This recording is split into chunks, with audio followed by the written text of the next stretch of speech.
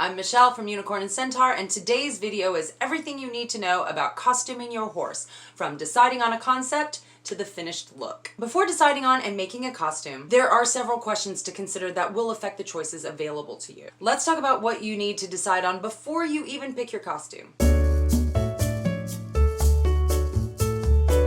What the costume is intended for will let you know how detailed you need to be in your final product. Is it for a photo shoot? A TikTok video? A costume class? Just for fun? For events that are up close and personal, like certain photo shoots and videos, attention to detail will be important. So keep this in mind when planning what parts of the costume will need to be seen up close. If the costume is for a horse show or a parade, you'll be a bit farther away from most of your audience. So in some of those circumstances, you may be able to forego some of these smaller details to look at the bigger picture. Whether or not the costume needs to be seen up close is just something to keep in mind as you are working through this entire process. Just keep it in mind.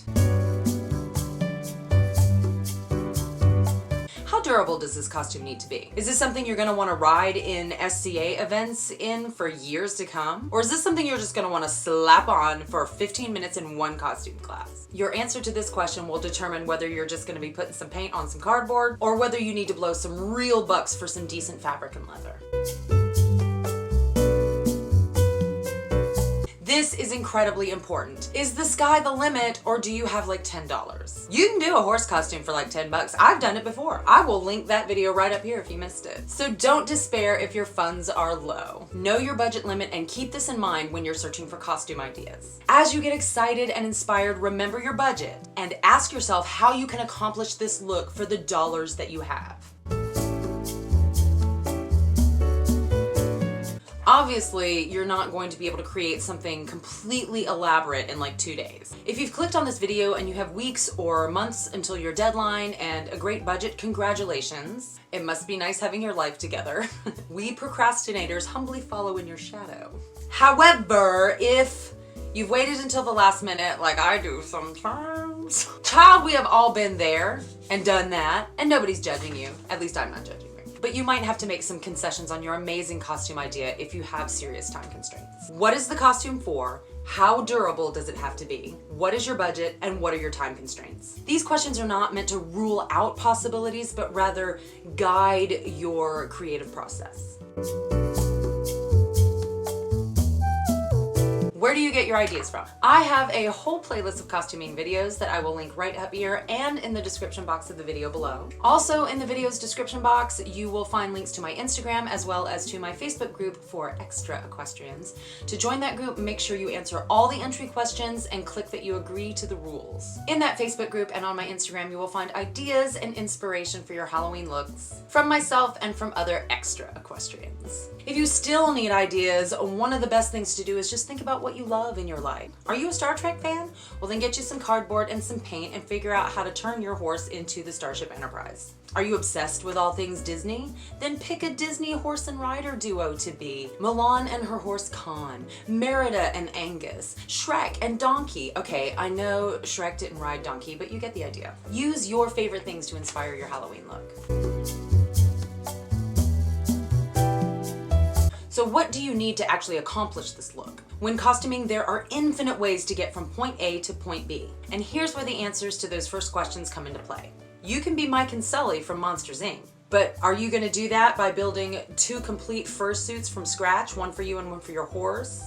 Or are you going to try to accomplish the look with some body paint and strategically placed accessories? If you're building things from scratch, you might need a pattern for something. Now for humans, patterns are easy to find at your local fabric store or through sites online, but for horses it can be a little bit more difficult to find patterns for things. My personal favorite line of horse and equestrian related patterns is SuitAbility. I will leave a link to their Etsy store in the description box below if you want to check out what they've got available. Some of their patterns are not specifically costume patterns, but can easily be converted. For example, their stretchy horse hood pattern could easily be the basis of a superhero costume with the right color fabric and paint. And of course you can find costuming supplies at discount stores like Walmart, but remember to also look in places like secondhand stores for things like curtain fabric or old bed sheets to use for fabric. Secondhand stores also have things like belts, purses, shoes, and other accessories. Those things can be taken apart to use their buckles and straps and snaps for different parts of your Halloween costume.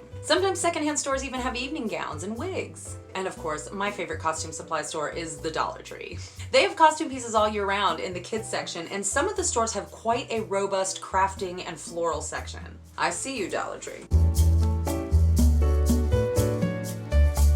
Now, you probably can't make everything for your costume from scratch, and that's okay. I mean, if you're feeling it and you've got the time and the budget, go for it. But don't judge yourself if you have to buy things for this process. Don't feel like making fairy wings? Buy some. Don't want to make a full Jessie from Toy Story costume from scratch? I don't either. You can get that on Amazon with like 3 clicks. Maybe there's a particular piece of your costume that you want to purchase and then build the rest of the look around that one signature piece. Maybe one of the costuming elements is beyond your artistic capability. Whatever the reason, if you can't make your own, store-bought is fine.